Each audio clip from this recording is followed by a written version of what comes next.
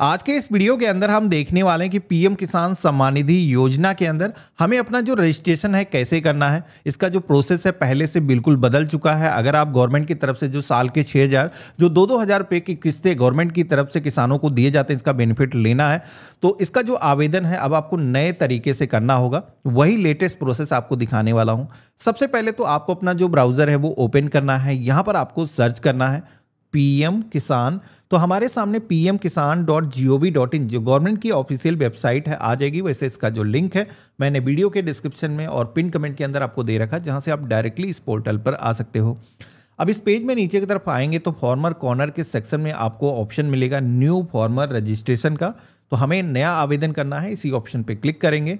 अब यहाँ पर रजिस्ट्रेशन करने के लिए सबसे पहले तो किसान का जो आधार नंबर है दर्ज करना है। आपको अपना जो मोबाइल नंबर है यहाँ पर फिल करना है। एक चीज़ बता देता हूँ कि यहाँ पर पीएम किसान पोर्टल पर आपका जो मोबाइल नंबर है वो यूनिक होना चाहिए, यानी कि परिवार का अगर कोई पहले से सदस्य है जिसने इस पोर्टल पर रजिस्ट्रेशन किया है, अपना मोबाइल नंबर लगाया हुआ है और वही नंबर आप दोबारा से यहाँ पर रजिस्टर कर रहे हो तो आप बेनिफिट नहीं ले पाओगे। इसलिए ध्यान रखना है यूनिक मोबाइल नंबर होना चाहिए। अब यहाँ पर आपको अपना जो स्टेट है सेलेक्ट करना है और इसके बाद में एक कैप्चा कोड दिखाया जाएगा। तो ये जो कैप्चा कोड है सेम यहाँ पर आपको इंटर करना है और गेट ओटीपी की टैब पे क्लिक करना है। तो इतना जैसे मैंने किया है तो आप यहाँ पर देखोगे कि हमारी जो फार्मर आईडी है वो यहाँ पर फेच होकर के आ चुकी है। जैसे कि अभी सभी किसानों को गवर्नमेंट की तरफ से कहा गया है कि फार्मर रजिस्ट्री का जो रजिस्ट्रेशन है सभी लोगों के लिए ज़रूरी है जिनको पहले से बेनिफिट मिल रहा। अभी नया आवेदन करने के लिए तो आपको रजिस्ट्रेशन पहले ही करना पड़ता है। तो अगर आपने रजिस्ट्रेशन नहीं किया तो कैसे इसका रजिस्ट्रेशन किया जा सकता है, इस वीडियो को देखने के बाद में आप वो भी वीडियो देख सकते हो। उसका जो लिंक है मैं वीडियो के डिस्क्रिप्शन में आपको दे दूंगा। तो यहाँ पर आप देखोगे कि आईडी हमारी फेच होकर के आ चुकी है। अब हमें क्या करना है, एक ओटीपी यहाँ पर इंटर करने के लिए बोला जा रहा है। ये जो ओटीपी है आपके फ़ोन पर आएगा, जो ऊपर आपने मोबाइल नंबर दर्ज किया है इसको यहाँ पर दर्ज करेंगे। कैप्चा कोड जैसा है, अगर कुछ कैपिटल में है तो कैपिटल में, कोई चीज़ स्मॉल में है वैसे आपको दर्ज कर लेना है और सबमिट के ऑप्शन पे क्लिक करना है। अब जैसे हमने सबमिट किया है तो आप देखोगे कि एक बार फिर से ओटीपी यहाँ पर इंटर करने का ऑप्शन आता है। अब एक बार ओटीपी हम इंटर कर चुके हैं, दोबारा क्यों, तो ये जो ओटीपी है ये आपके आधार से रजिस्टर्ड मोबाइल नंबर पर जाने वाला है। तो जो भी मोबाइल नंबर लिंक है ऑनलाइन रजिस्ट्रेशन करने के लिए ज़रूरी है ओटीपी से ऑथेंटिकेशन करना। तो यहाँ पर हमने ओटीपी दर्ज किया है, मैसेज के माध्यम से ओटीपी आ चुका है। कंसेंट को एक्सेप्ट करेंगे और वेरीफाई आधार डेटा के ऑप्शन पे क्लिक करेंगे। तो इतना करते ही आप देखोगे कि हमारे आधार कार्ड पर जितनी भी इंफॉर्मेशन मौजूद थी, हमारा नाम हो गया, इसी के साथ में एड्रेस कंप्लीट यहाँ पर आ चुका है।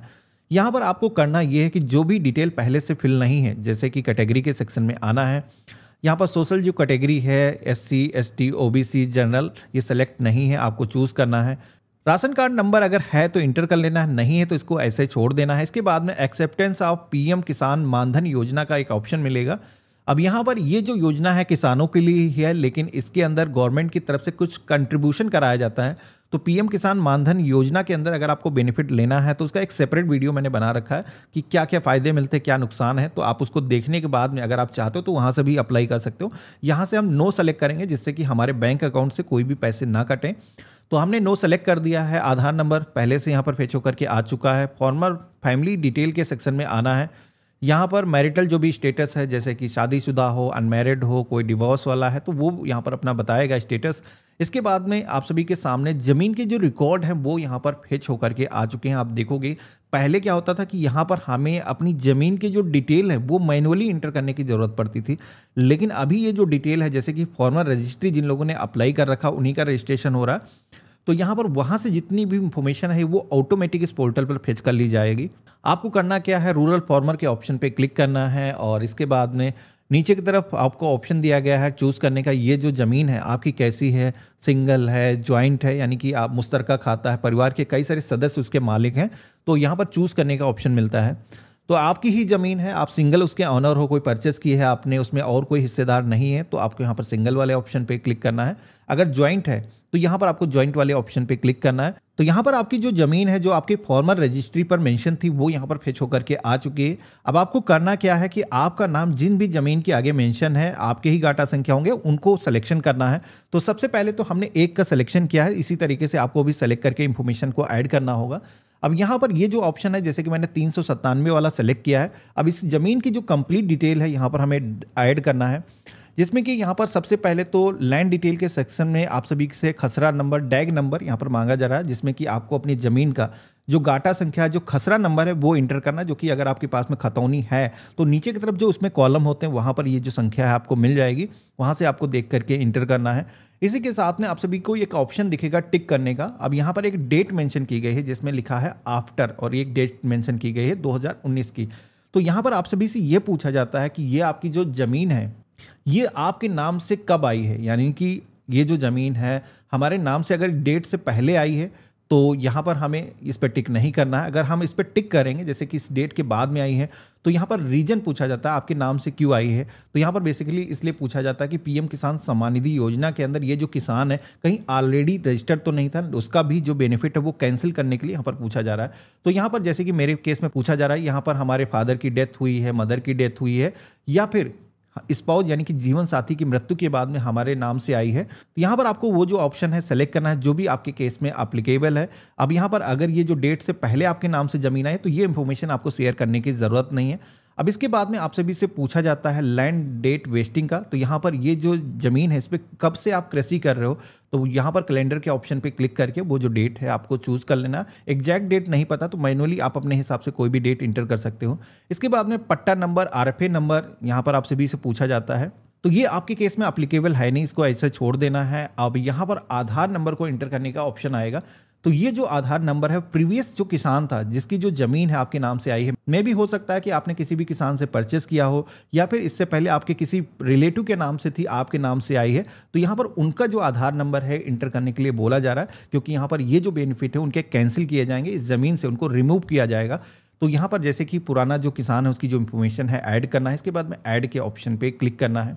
तो इस तरीके से आप देखोगे कि एक जो जमीन हमने 397 नंबर खाता संख्या सेलेक्ट किया था उसको हमने ऐड कर लिया है। अब इसी तरीके से जो भी जमीनें आपकी हैं जैसे कि अन्य कोई गाटा संख्या है उसको भी आपको सेलेक्ट कर लेना है। सारी जमीनों को जो डिटेल है जिस तरीके से हमने अभी ऐड किया है लैंड डिटेल के सेक्शन में आ करके, दोबारा से आप सभी को गाटा संख्या, खसरा संख्या एंटर करना है और यहाँ पर ये जो जमीन है इसके हिसाब से इसका जो डेटा है एंटर करना है। तो जितनी भी जमीन है इसी तरीके से आपको ऐड कर लेना है। तो इस तरीके से जमीन को ऐड करने के बाद में अगला ऑप्शन आपको मिलता है अपलोड सपोर्टिंग डॉक्यूमेंट का, जहां पर आप सभी को ये जो जमीन आपने ऐड करी है इसकी जो खतौनी की कॉपी है वो आपको अपलोड करना है। यहाँ पर एक चीज़ ध्यान रखना है, यहाँ पर साइज काफ़ी कम होता है, 200 KB से ज़्यादा की अगर फाइल होगी तो अपलोड नहीं कर पाओगे। तो इसलिए आपको अगर साइज ज़्यादा है तो रिसाइज कर लेना है। हमने अपनी वेबसाइट पर उसका टूल दे रखा है, तो अगर आपके पास में खतौनी की लेटेस्ट कॉपी है तो आप वो अपलोड कर सकते हो, अगर नहीं है तो मैं आपको बता देता हूँ कैसे आप डाउनलोड कर सकते हो। सबसे पहले तो आपको एक नई टैब ओपन करना है, यहाँ पर आपको सर्च करना है भूलेख और अपने स्टेट का जो नाम है मेंशन करना है। यहाँ पर वेबसाइट आ जाएगी जिस पे क्लिक करना है, रियल टाइम खतौनी नकल देखें के ऑप्शन पे क्लिक करना है। कैप्चा कोड आएगा जिसे आपको दर्ज करना है, सबमिट करना है। अब यहाँ पर आपको अपना जो डिस्ट्रिक्ट है सेलेक्ट करना है, तहसील का नाम चूज़ करना है और गांव की जो लिस्ट है आ जाएगी। आपकी जो ज़मीन है जिस भी गांव के अंदर आती है आपको यहाँ पर सिलेक्शन करना है। आप चाहो तो सर्च भी कर सकते हो। गांव का नाम सेलेक्ट करने के बाद में समस्त गांव देखिए के ऑप्शन पे क्लिक करना है और इसके बाद में आप सभी के सामने गाटा संख्या, खसरा संख्या या फिर खाता संख्या के जरिए ज़मीन की जो रिकॉर्ड है देखने का जो ऑप्शन है वो आ जाएगा। आप चाहो तो खातेदार के नाम से भी यहाँ पर ज़मीन के जो रिकॉर्ड है वो फेच कर सकते हो। तो यहाँ पर हमें अपना जो गाटा संख्या जैसे कि पता है, तो यहाँ पर ये जो कीबोर्ड दिखाया गया इसके माध्यम से हम यहाँ पर इंटर करेंगे और खोजे के ऑप्शन पे क्लिक करेंगे तो यहाँ पर हमारा जो गाटा संख्या है वो फेच होकर के आ चुका है।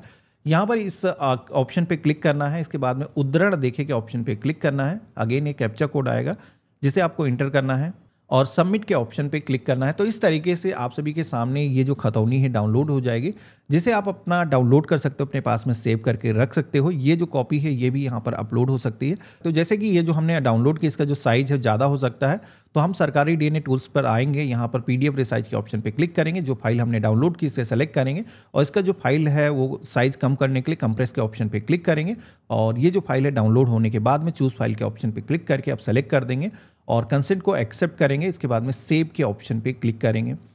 तो इस तरीके से रजिस्ट्रेशन करने का जो प्रोसेस था वो पूरी तरीके से हमने कंप्लीट कर लिया है। हमारे सामने रिडायरेक्ट होकर के पेज कुछ इस तरीके का आएगा। पहले यहाँ पर क्या होता था कि एक रजिस्ट्रेशन नंबर आपको मिल जाता था एक नए किसान का रजिस्ट्रेशन करने के बाद में, लेकिन अभी जो है कुछ इस तरीके का पेज आता है रिडायरेक्ट होने के बाद में। तो अब आपको क्या करना है कि आपका जो रजिस्ट्रेशन है वो सक्सेसफुली हुआ है या नहीं हुआ, उसका स्टेटस अगर आपको जानना है तो बैक के ऑप्शन पे आना है। यहाँ पर आपका जो रजिस्ट्रेशन है वो हो चुका है, मैसेज नहीं आता लेकिन रजिस्ट्रेशन सक्सेसफुली हो जाता है। यहाँ पर आपको status of self register farmer वाला ऑप्शन दिखेगा जिस पे क्लिक करोगे।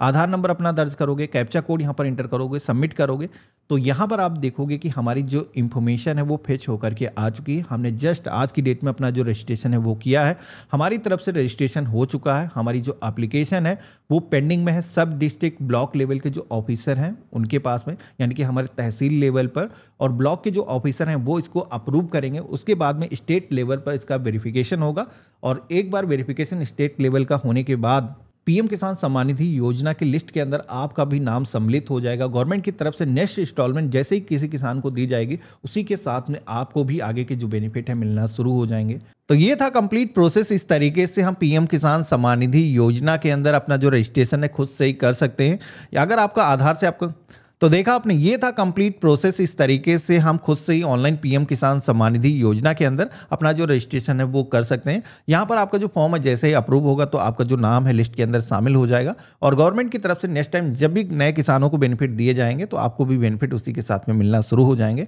आज का वीडियो आप सभी को कैसा लगा मुझे कमेंट बॉक्स में लिख करके जरूर बताना। चैनल पर नए हो तो सब्सक्राइब कर लेना।